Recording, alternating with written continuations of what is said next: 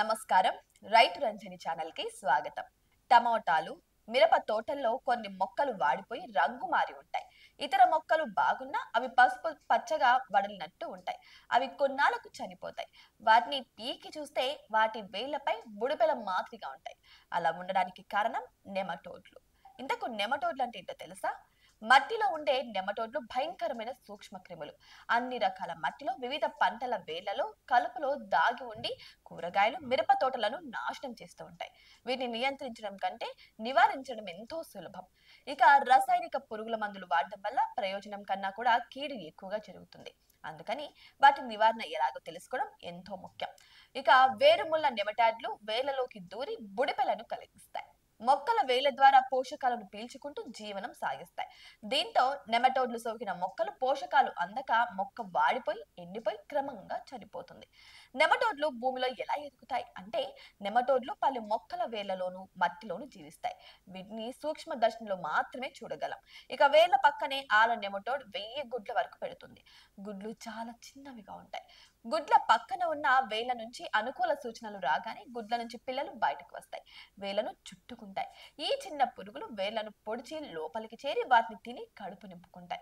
ఈ క్రమంలో వేళ్లకు బుడిపెలు ఏర్పడతాయి. ఆ తర్వాత ఇక మొక్కలకు ఈ వేళ్ల ద్వారా పోషకాలు అందవు. దాంతో మొక్కలు కలతప్పి వాడిపోయి ఎండిపోయి చనిపోతాయి అన్నమాట. నెమటోడ్లు అన్ని రకాల మట్టిలోనూ పెరుగుతాయి కాబట్టి జాగ్రత్తలు తీసుకోండి. మిరప, కూరగాయ మొక్కలు నారును తెచ్చి నాట్లు వేసే ముందు వాటి వేళ్ళకి ఏమైనా బొడిపెలు ఉన్నాయా అని పరీక్షించాలి. 1-2 సార్లు చెక్ చేసుకోండి. బుడిపెలు ఉన్న మొక్కల్ని అస్సలు నాటకూడదు. మీ పొలం పరిసరాల్లో మొక్కలకు బుడిపెలు ఉన్నాయేమో చూసి ఉంటే వాటిని నాశనం చేయండి.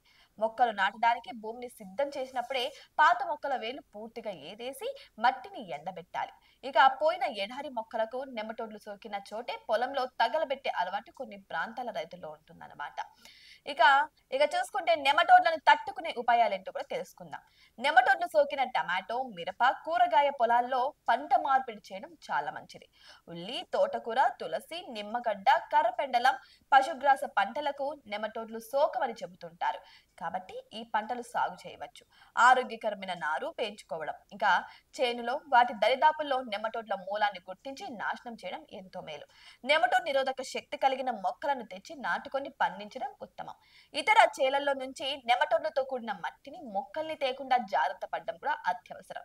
నెమటోడ్లతో కూడిన మట్టి నాగళ్లు, ట్రాక్టర్ల పరికరాలు, కూలీల పాదాలకు, వారి చెప్పులకు కూడా అంటుకొని ఒక పొలం నుంచి వేరొక పొలంలో కూడా వ్యాపించవచ్చు.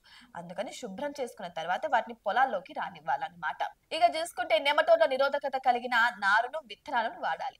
నెమటోడ్లు సోకిన పొలంలో మొక్కలు పీకేసి వాటి వేలన్నిటిని ఏరి కాల్చి పడేయండి. మట్టిని తిరగేసి బాగా ఎండనివ్వండి. ఆ తర్వాతే వేరే పంట వేసుకోవాలి. ఇక ప్రవహించే నీటి ద్వారా చేనులోకి నెమటోడ్లు రాకుండా ఉండేలా చేను సరిహద్దుల్లో నిమ్మగడ్డిని కంచె పంటగా పెంచుకోవడం కూడా ఎంతో మేలట. ఇది చూసుకుంటే దక్షిణ బెనిన్ రైతుల అనుభవాలను ఉటంకిస్తూ విడుదల చేసిన వీడియో అన్నమాట. సో దీని ద్వారా నేను కూడా మీకు తెలియజేయడం అయితే జరిగింది. కాబట్టి మీరు దయచేసి మీ పొలాన్ని తిరిగి వేసే ముందు, లేకపోతే మీరు పండించిన మొక్కలకు గానీ, లేకపోతే మీరు మట్టి తెచ్చుకోవాల్సిన మొక్కకు గానీ ఏదైనా సరే అన్ని ఒకసారి నెమటోడ్లు ఉన్నాయా లేదా అని చెక్ చేసుకోండి. ఎందుకంటే నేను వీడియోలో మీకు చాలా క్లారిటీ చెప్పాను.